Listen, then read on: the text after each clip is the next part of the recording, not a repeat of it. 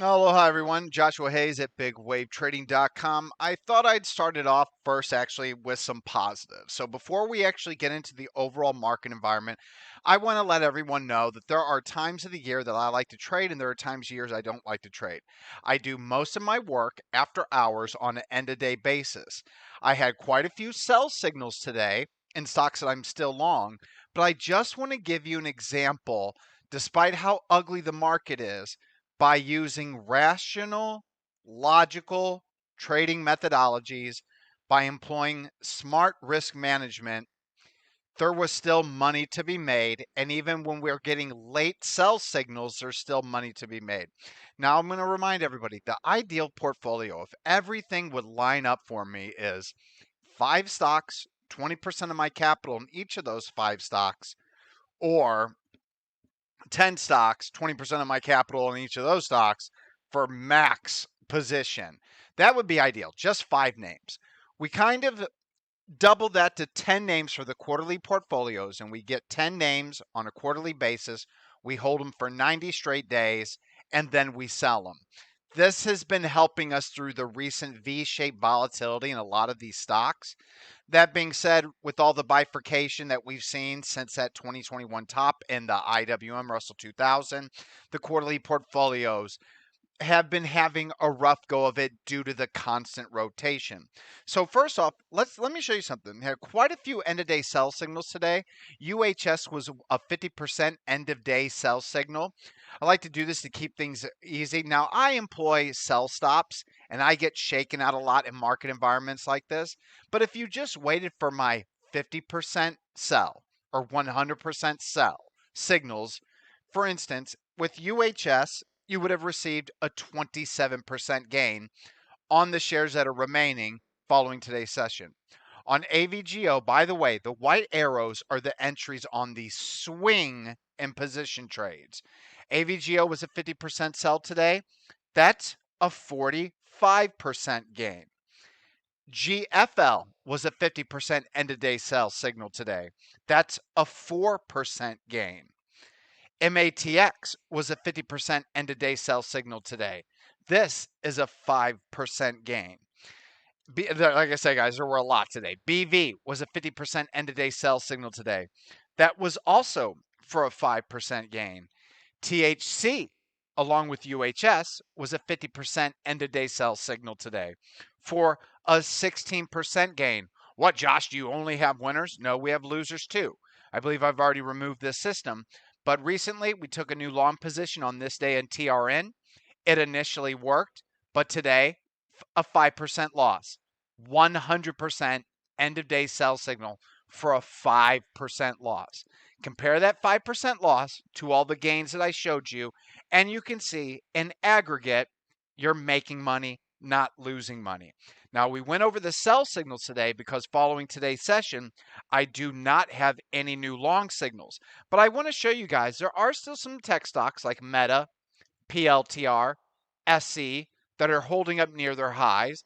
If this market all of a sudden bottoms and has a follow through day, where do you think my focus is going to be? PLTR, SC, Meta, or is it going to be NVIDIA? It's not going to be NVIDIA. You're seeing what I'm looking at. And besides that, there's some biotech stocks like AVBP. They look fine. Way, they look fine. LBPH, notice that white arrow hasn't failed yet. Not going anywhere, but hasn't failed yet. I like the base that I'm seeing there. RYTM, nice consolidation. Still looks good. So it's not bleak, bleak, bleak out there, but things aren't lined up. The most important thing for me in September is that I got to see the market moving up because seasonality in September is so ugly. You can just look at last year into October what it did. Since 1950, it's the worst seasonal month for stock returns going back to 1950 on all the indices. This was also the worst start to September for the Dow Jones Industrial Average, I believe, since 1946, and the worst start to September for the NASDAQ since 2001. So right now, things are not lined up. And the other thing about things not being lined up, look at my leading indices right now. Utilities, consumer staples, healthcare, financials. And to be honest with you, they look like they're now rolling over because they were a safety haven for a little while. But with the market continuing to follow through on the downside, it appears that now it's time to even sell the leaders. Here are some stocks that I liked the past week that I was looking to get long and explaining to members why I won't get long. I'm not getting long anything extended from the 50 SMA right now because what you're seeing in FIX and what you saw in cyber, it's just too much of a risk. NEE was one I was recently trying to get long, but I'm not going to chase it up here because it has the same chance of failing. MUSA is a recent stock I went long with LBPH. You can see they're not extended from the 50 SMA, so we're not getting that crash lower, but they're not working either. And so I size down during this time and I wait patiently. I love to buy reclaims of the 200 SMA, uptrending 200 SMA, and the SMH, and it's now below the 200 SMA. So what index do you think I'm watching closely, especially if that 200 SMA continues to be in an uptrend for a potential October, November bottom? SPY, under distribution, but you can see the relative strength line. It really doesn't matter on that one. The one index that I want to see lead, there's two indexes I want to see lead for me to be full risk on, balls to the wall, buying 20% of my account capital in 5 stocks, and we're just letting things work. QQQ, and you can look at the relative strength line. We just went from new highs to new lows in a span of 2 months. That's a nasty reversal. The one index that I'd love to see lead hasn't led in forever. You can see that it's been in a downtrend since 2021. There is no leadership here. The IWM is the index I want to see lead. If I don't see this index lead, I want to see ARC leading. Not happening. Semiconductors, not happening. My personal favorite, the FFTY, not happening. All are in strong downtrends, and FFTY's relative strength line is hitting new lows. So does this scream like a market that I want to get long breakouts in? Absolutely not. Does this scream this is a market I want to buy pullbacks thinking that we're at the lows? Absolutely not. Remember that VIX spike last time? Today, despite the big sell-off in the market, what we didn't see today was the VIX panic, but we're above 20. So I think we have further to go. Could be wrong, open-minded in our new algorithm driven big orders are off the books. Basically, they're in dark pools. It's hard to really, analyze price and volume data anymore with the way that the market works. Volume's kind of a liar. But all I can tell you is without fear and us being in the month of September, I'm not looking to just, willy-nilly buy stocks. That takes me then to my weekly squeeze scans, and you can see that of stocks with revenue growth over 30%, there's also other requirements. There's currently nothing consolidating. These show the ones that are up on the day-to-day, so there's only 2, but there's probably like 10 or so in this list if I remove the price percent change. But IoT is breaking out, but it is wedging. This is not something I would chase up here. It's extended from all the moving averages. Same with AGX. It's breaking out. It was never in a proper squeeze, and it's now too extended. So I don't have anything setting up. Now, if I look at my stocks over 100 setting up, I like this little base in PII, but it's just starting its squeeze. It's not long enough yet. ATR is actually quite nice, and it's in the healthcare, and it's starting to come out of it. So I actually like this one. But if we're looking for those explosive, huge returns, like we saw like an SMCI whenever it broke out and ran up, or NVIDIA whenever it broke out and ran up, Race recently as it broke out and it's already kind of stalling with the overall market, we don't have quite the same setups. If you look at DVA, if you look at AFG, POD, SYK, Visa, back to PII, we don't quite have those same setups. Now, I let everybody know I do have a mini setup in General Dynamics, has a 99 composite rating, has that long weekly squeeze, and I got the moving average stacks. But does it have the proper revenue growth? No, it's under 20%. Still good, but everything is not lined up to put 20% of my account capital or more in this stock on a high day breakout. That being said, I still have a good to cancel buy stop order on the book. So if you're looking for a new long position next week, possibly, it would be GD, but I got to see GD break out above here.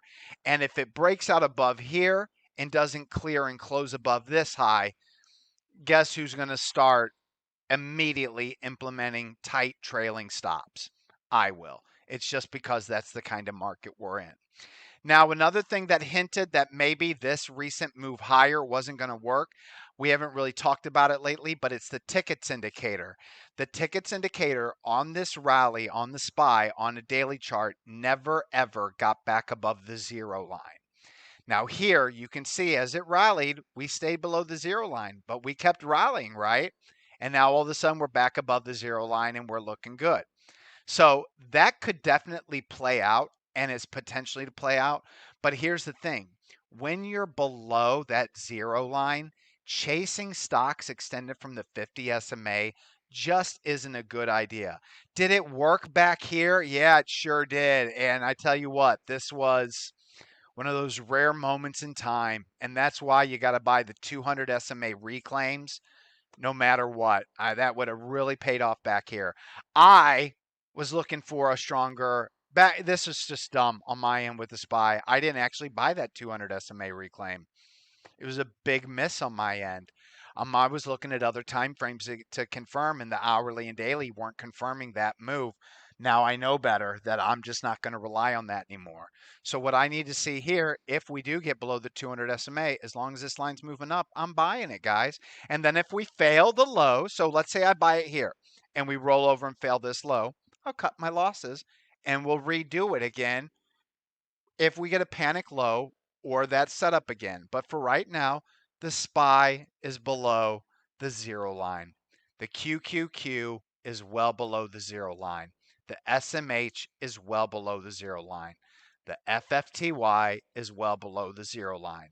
ARC is straddling the line, but without price confirming, you can't buy it. The IWM is straddling the line, and actually, here's a good example. Price dips below the 50, reclaims the 50. This tickets indicator is above zero. You're getting long right here with your stop right here. It worked out, but now it's failing. Why didn't I take this trade? Because IWM is not a leading index. This is not an index that I'm focusing on to get long in this current market. Now, once we actually have quantitative easing under our belts, we get a series of rate cuts, things start to change. If I see any kind of leadership in the IWM, I'm buying these reclaims. But right now, it's September. We're still in a QT environment. Even once we go into a QE environment, it takes a series of rate cuts before that I guess lower cost money starts to enter the market. But one of the most important charts that I don't have up for you, but you guys should go check it out, is the Federal Reserve balance sheet. They continue to run assets off. We don't have that wind at our backs. We don't have the QE wind at our backs. When the biggest player in the stock market is still running assets off their balance sheet, and you're in the middle of a tightening still environment, even though we are about to switch it, and you're in the month of September, we're just not aligned properly. So unless price is confirming the move higher or is moving higher in September, I just like to be hands off. Day trading wise, setups aren't clean. They're not setting up properly for me. Certain support levels aren't holding. When I get above key resistant levels, they're choppy before they work. All time frames right now for me are out of play. The only time frame in play is small adds to long-term portfolios, kind of like what I did whenever we see panic. So I bought this morning. I told everybody in the chat room on Sunday evening I was buying QQQ, SPY, and SMH at the open. That turned out well. I will do it again on any panic. Once we start selling off, if we then get a big gap down, I'll do it again if there's panic. But until we get through the month of September and even October, it's normally not until the third week of October that you clear seasonality and you start to get into a more bullish seasonal trend. It's hands off right now. Cash is a position too. And trust me, when those leaders set up, I'm going to be there. But right now, I'm not interested. Stay safe, everyone. Have a wonderful weekend. NFL football is back, baby. So at least there is some distraction away from the market for all of us to enjoy.